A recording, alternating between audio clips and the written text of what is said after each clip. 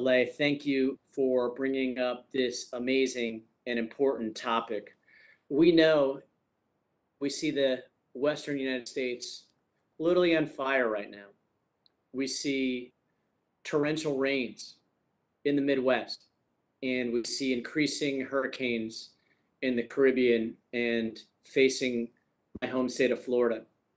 And part of the solution is to get our utility system off of coal and use uh, natural gas as bridge fuel as we boost renewable energy and options of nuclear as well, provided we can provide it safely.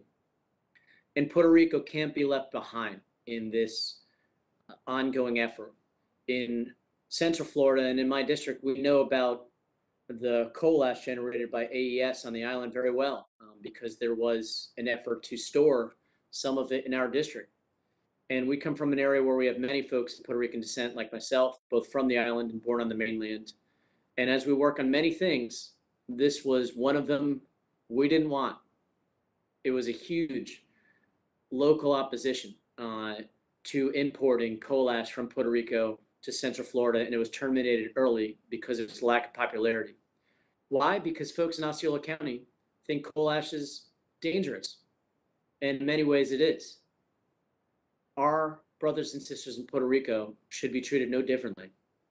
And that means we need to use whatever efforts we can to get Puerto Rico beyond coal, to flow to renewable energy with natural gas as a bridge.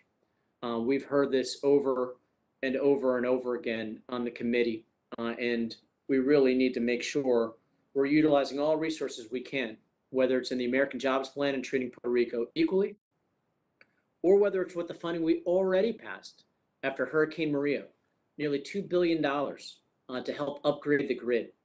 And that's where the real opportunity right now already exists because that money is already flowing to Puerto Rico. Mr. Owens, you had indicated in your testimony that you're concerned that if you take AES offline, there's not enough renewable energy to replace it. We need to ensure that PREPA has a commitment to quickly bringing renewable energy online.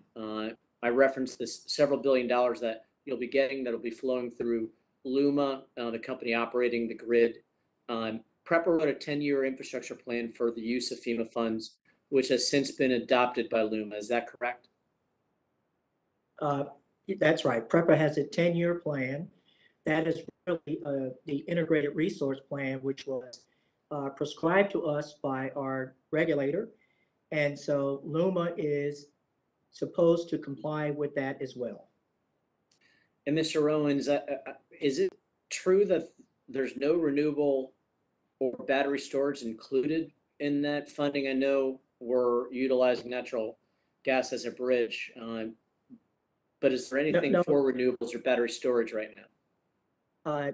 Yes, battery storage is a part of this process.